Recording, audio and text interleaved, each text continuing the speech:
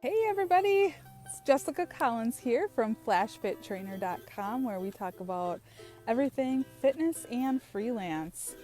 And I am coming to you from my backyard because it's a beautiful backdrop, right? Why not? And I chose the freelance life for this type of freedom. So here we are. All right, so today I want to talk about treating your business like a business. So that's the topic. And it's one of those sayings that you hear a lot in network marketing. And a lot of mentors will use that phrase too, treat your business like a business. If you want it to be a business, you need to treat it like one. And so we're going to talk about what that means for your freelance business, how that actually plays out, what that sounds like, looks like. So let's get to it.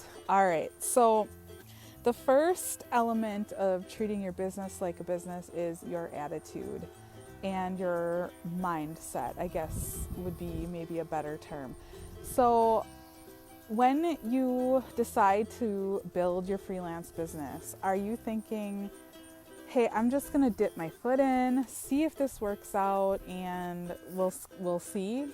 Well, okay, that's not treating your business like a business. That is treating your business like a side project, like something you're not serious in, and your clients are going to see right through that, and they're not going to really care. Like, the clients that pay well are not attracted to that type of mindset. So you have to be willing to do the work, willing to do the real work, even if it doesn't work out, even if you really are dipping your feet in just to see if it works. You still have to have the business mindset. You still have to approach it like you own a business. Like, this is serious. This is work. This is a career. So you can't just, I'm just going to test this out.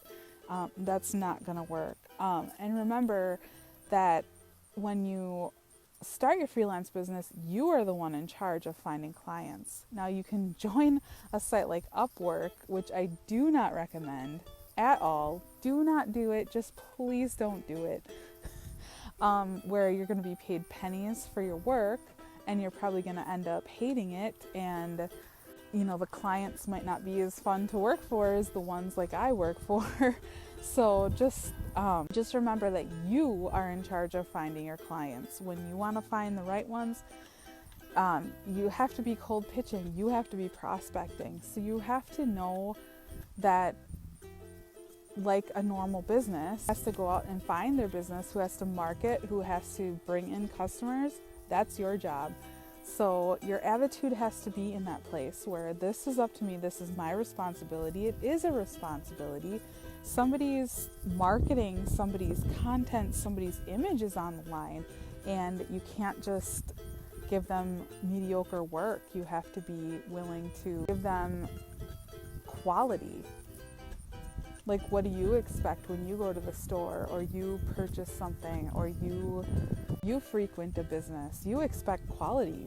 You expect them to follow through on their promises. And attitude is a major part of treating your business like a business. Just your attitude on how you approach it. The second element of treating your business like a business is logistics, like the logistical parts of having an actual living, breathing business. So, what's the very first thing you do when you're looking up a place that you want to visit, or a company, or hours, or whatever? You look for their website. It's the very first thing you do. You hop on Google, you check it out, you check out reviews, you look at what they have on their website. Now, do you have a website as a freelance business? If you don't, I really strongly recommend that you have one. Now, I know freelance writers who don't have websites and are doing just fine. That's great. I love that. I love hearing those stories. But in the bigger picture, the people that treat their business like a business have a website. You have to have a freelance writer website. And at first that might just be a portfolio or somewhere online where you hold your samples. But eventually and quickly, I recommend getting a website, because you just don't even exist if you don't have a website in this day and age. That's how I feel. Like, If I'm looking up a graphic designer for a logo or something, I look at their website. If they don't have a website, how am I supposed to get a feel for you? How am I supposed to see your work? How am I supposed to know your voice? Like, just everything about a business requires a website at this day and age. You just need one. Plus, do you have your business registered? Do you have an EIN number? Do you know how quick you can get one? It takes like a minute. You go on the IRS website, you get an EIN, you apply for an EIN number, and it's like sent to you immediately.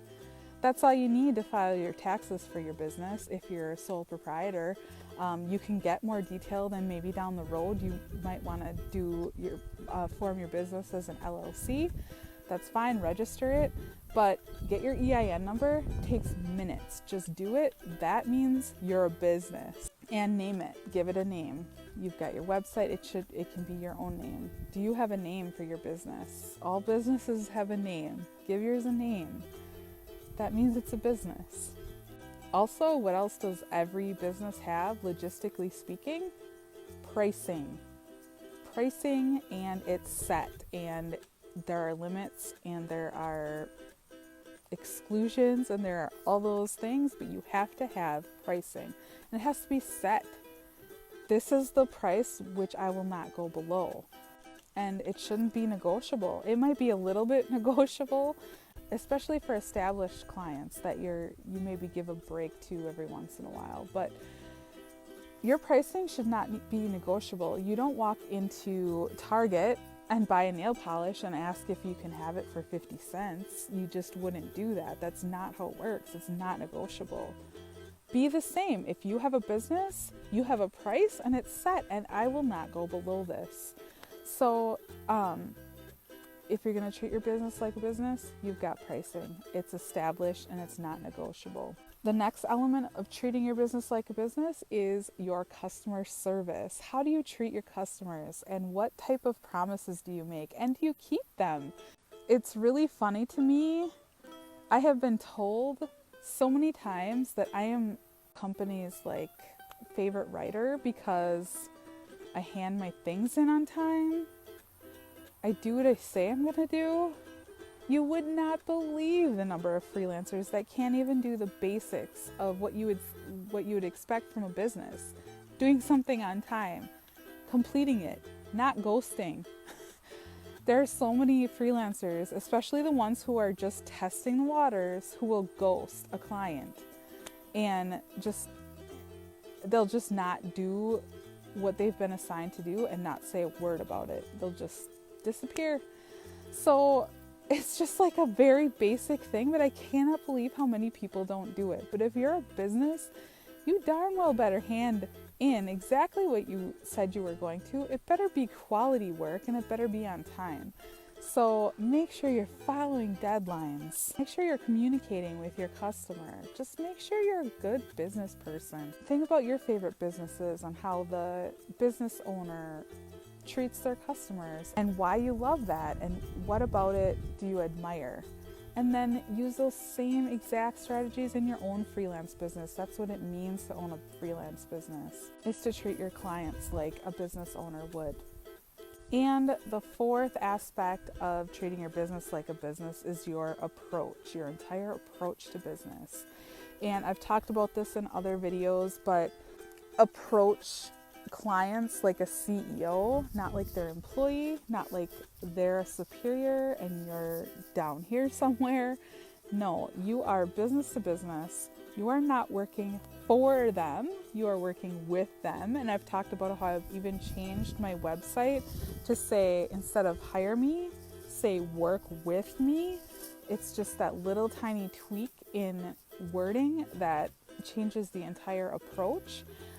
Also, like your onboarding and the way when you speak to your customers on sales calls, are you coming at them as waiting for them to tell you what they want and what they need and how it's going to go? Or do you hop on the phone call and say, this is my onboarding process, we'll do this first, this second, and this is the price? Or do you wait for them to tell you? So your approach as a CEO, as somebody who's taking the reins, that's a business. If you're letting them take the reins and letting them tell you what's going on, that's an employee. That's not the business owner mindset. So I just strongly recommend thinking like a business owner when you own your own freelance writing business, because you do own a business. Just because it's digital, just because it's online, just because you're behind a computer and not behind a desk or a cash register or something, it's a business. It's still a business. So all those things that you expect from stores and restaurants, expect from yourself, and treat your business like a business. Just like in network marketing, where they say the best performers treat their business like a business, and they jump in like, this is not just something that I'm gonna test out, but this is something I'm committed to. That's gonna make all the difference in your clients' confidence levels, in your own confidence levels, in the way you display your business to the world, in your website, in how you speak, all of it. So it really, really is important to treat your business like a business. And I hope these tips have helped you, and I hope that they've given you a little more insight into what that phrase means and how it should play out in your business. So I'd love to hear from you in the comments. Let me know your thoughts. Let me know what you expect from a business and how you implement these into your own business. All right, that's all for now. I'll see you next time. Bye, everybody.